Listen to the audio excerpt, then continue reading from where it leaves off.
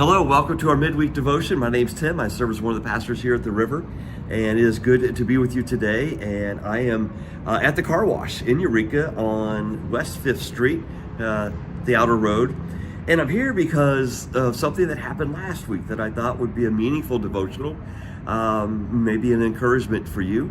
And so the church bus is behind me. Maybe you don't know or didn't realize that the church has a bus. It's awesome, it's fun to drive, and it's a rolling billboard.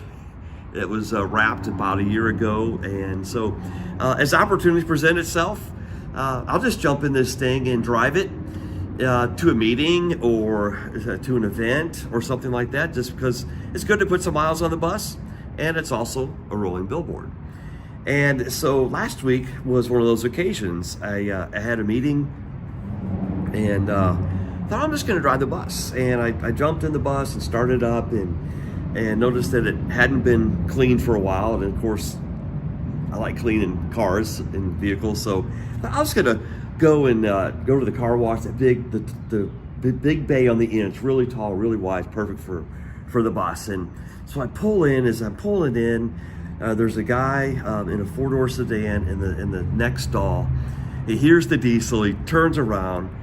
He says, "Hey, how's it going?" My window's down in the bus. Says, "Hey, man, how's it going?" And we knew each other. And so I parked the bus in this bay, and I stopped the engine. I walked around. He was still vacuuming, so I started talking to his wife and introduced myself to her. And she went on to say that they were getting ready to celebrate their 20th wedding anniversary the next day. So congratulated them on that. Meanwhile, he's finishing up vacuuming, and so he finishes. I walk over towards him. He turns around and looks at me. And he's wearing a shirt that's not an O'Reilly shirt. See, I know him from O'Reilly's Auto Parts here in Eureka. I'm up there quite a bit because I have old vehicles, which is great. And so he's wearing a non-O'Reilly shirt, and all across the front it says Zildjian. So I looked at him. I said, "So you're a drummer?" He said, "How do you know?" I said, "I know what Zildjian means, and maybe you don't know what Zildjian means, but Sherry and I raised a drummer. We've known about Zildjian for a long time, ever since Blake was in I don't know, 4th or 5th grade when he got his first drum set. So Zildjian is a brand of cymbals. Anyway, I knew what Zildjian was.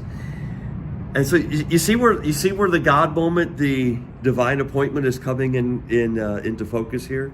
And so I started talking to him about his drumming, and said, "I've been playing drums since I was a kid. I've been in so many bands off and on. He was used to tour around with a British guitarist and vocalist, and doing gigs here, there, around the Midwest. And sadly, I'm not in a band right now, but I really miss playing the drums." I said, "Hey, would you be interested in being an alternate drummer in a praise band on Wednesday evening or Sunday mornings?" And he said, "You mean at the River?" Because he knew, right? I mean, billboard. He knew I was a pastor there. And I said, "Yeah, absolutely." So we started talking about Celebrate Recovery. We started talking about Sunday morning worship and some of the things that, some of the great things that's happening at the River. And I was ready. So I gave him information about Celebrate Recovery, information about the church. Available every Sunday. Pick them up, have them with you. And then he said, "I want to give you my phone number." So I say all that because I truly believe this was a divine appointment. Because I felt so compelled to be at this car wash, to wash this bus. But check this out. So there are many reasons why I think this was truly a divine appointment. My strong feeling to have the bus washed at that certain time before that meeting, having that meeting planned, deciding to jump in the bus, seeing this guy that I've known for several years behind the counter, seeing him out in public, not wearing an O'Reilly shirt, wearing a shirt that I would recognize, maybe not most people would, because of my association with drums through my son. This is what sealed it for me. Reach into my pocket, pull out a $10 bill. That's what it would cost to wash the bus. Go to feed it in the machine. There's no machine. It's out of service.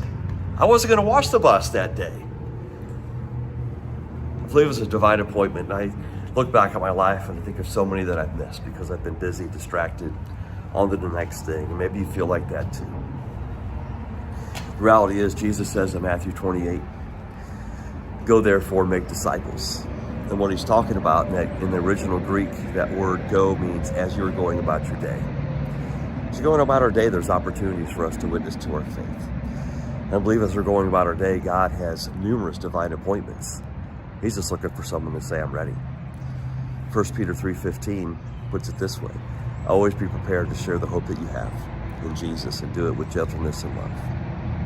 You need to be prepared. One of the simplest ways you can prepare yourself is just pick up a couple of these.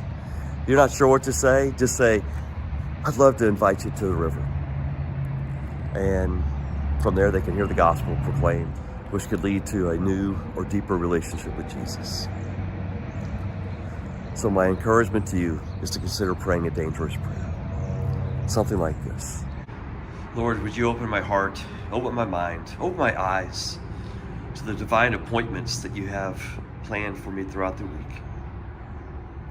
Help me be attentive to the move of your Spirit, not dismissing things that don't seem right, but looking at them as an opportunity to be a witness for you. Help me be prepared.